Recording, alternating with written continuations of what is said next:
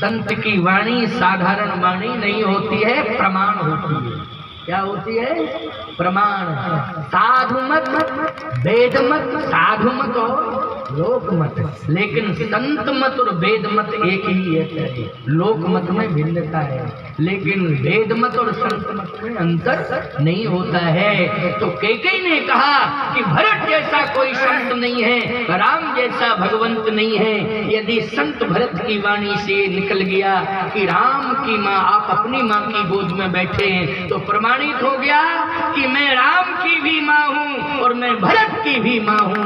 मुझे कितना बड़ा सौभाग्य मिल गया है, क्योंकि मैं भरत की माँ भी हूँ और राम की माँ भी हूँ। ये परम सौभाग्य मुझे मिला है और ये संत वाणी ने उद्घोष किया है। इसलिए राम अब तो निश्चित रूप से अयोध्या की सारी समस्या दूर हो गई, क्योंकि समस्या यहीं पर फंसी हुई थी, समस्या यहीं अटकी हुई थी कि लोग अपनी माँ को माँ मान लेते हैं, लेकिन दूसरे की माँ को माँ नहीं मानते हैं। बोलो, यही तो समस्या अटकी पड़ी है। अगर ये भावना आ जाए कि मेरी माँ तो मेरी माँ भी है, दूसरे की माँ भी मेरी माँ है, तो राम राज आ जाएगा। याद रखना, राम राज आ जाएगा। इसलिए इस भावना ने आज राम राज्य की पृष्ठभूमि तैयार कर दी। बोलो, कर दी कि नहीं? और आज कैकेयी प्रसन्नता पूर्वक राम के साथ जा रही है। और आज कौशल्या अम्बा के बगल में प्रभु राम ने कैकेयी अम्बा को खड़ा कर दिया। उत्तरकांड का एक दोहा प्रमाण पत्र बन गया है कि तीनों माताएं एक साथ खड़ी हैं। प्रमाण क्या है? सादर सासुन जान कहीं, उत्तरकांड राम राज्याभिषेक के पहले, सादर सासुन जान कहीं, सासुन इसमें बहुवचन है, एक वचन है, दो वचन है कि बहुवचन? सासुन। ना तो इसमें कौशल्या जी का नाम है सास में, न कैकेयी का नाम है, न सुमित्रा का नाम है, सासुन। इसका मतलब है तीनों का स्पष्टीकरण हो गया।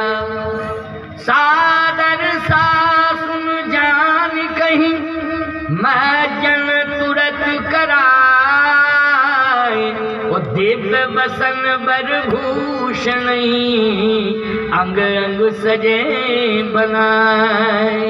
और जैसे किशोरी जी का श्रृंगार हुआ तो कनक सिंहासन सीय समेता, और बैठ ही राम हुई चित चेता। राम राज बैठे त्रैलोका, हर्षित भयउ गयउ सब शोका।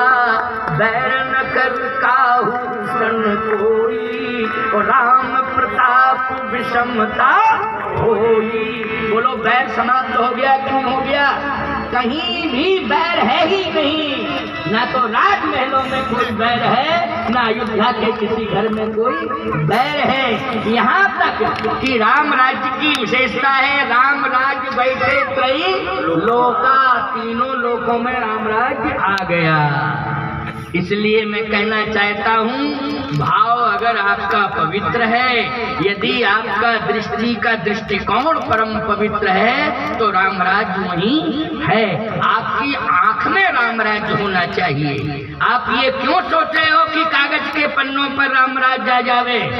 कागज के पन्नों पर राम राज्य कभी भी आ सकता है, आएगा कि नहीं आएगा? छोड़ो इन बातों को। हर व्यक्ति की आंखों में राम राज्य आ जाना चाहिए, परम पवित्र दृष्टिकोण हो जाना चाहिए। तो इससे बढ़िया प्रमाणित राम राज्य क्या होगा?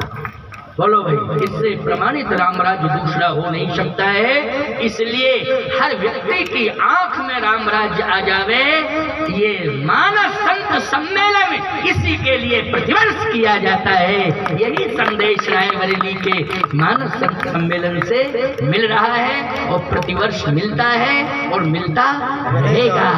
इस प्रकार से आपने ये त्रिदिवसीय मानस संत सम्मेलन को श्रवण किया और आपने उपस्थिति दर्ज कराई। मैं सभी श्रोताओं को, दूरांचलों से आए हुए श्रोताओं को हृदय से आशीर्वाद साधुवाद देता हूँ और साथ ही साथ पूरे मानस संत सम्मेलन समिति को अध्यक्ष जी के सहित